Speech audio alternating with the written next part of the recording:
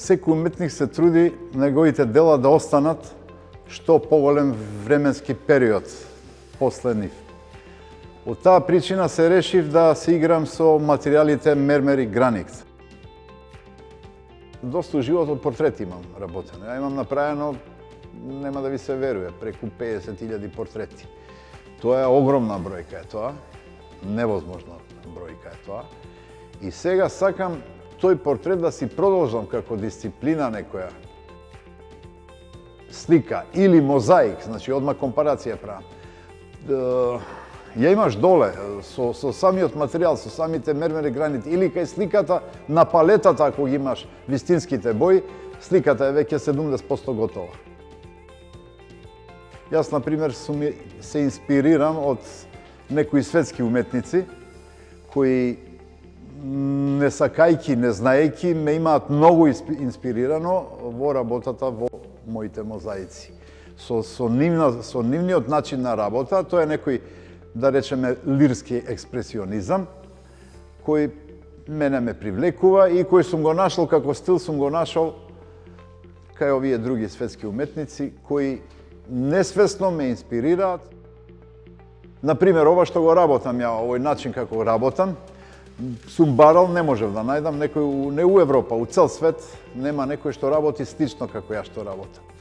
Прво на големи формати работам, со крупни парчиња, со големи парчиња и начинот на кој работам, идам од крупно парче, па помало, до микронски парчиња, по милиметар-две парченца што ги ставам за да направам некој дело. Имам успеано хиперреализам да направам, што малце е чудно со мозаик ти да направиш нешто хиперреалистично.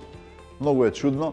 Проблем е материјалот, треба да трчаш од локација на локација, да бараш материјали, да се снаоѓаш, треба негде можеш да ги најдеш, негде не можеш да ги најдеш, треба сам да ги направиш. У природа ќе најдеш камен, па ќе го сецкаш на резанци по 2 сантима, по 3, колку ти тек, колку што ти треба. Иначе од боите, сите бои се присутни, сем плавата боја која у Авганистан треба да ја бараме.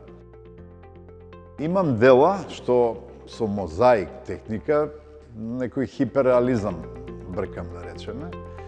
И кај луѓето поголемо одушевување, еве го Ајнштајн позади, кој е направен, викам, сега малце ќе се изразам послободно, Пикасо рекол дека за уметноста треба се имаат муда.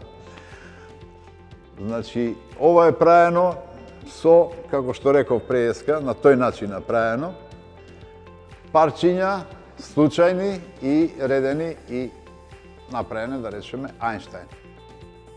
Да земеш ти еден мозаик, да направиш самиот материјал, самиот начин на работа и с помошници, све кој ќе израчунаш, не е ефтино. Ту повеќе ти се помагаш со некоја технологија пософистицирана, толку повеќе бегаш од уметнички израз. Вака, тие наједноставни алатки од чеканчето, крцкалица, едноставно сечење, да речеме, на гранити, право на мермери, така парченца, повеќе ќе те натера да имаш некоја маштовитост, отколку со ласер ако изведеш некоја форма прецизно, правилно, тоа веќе не го почитувам.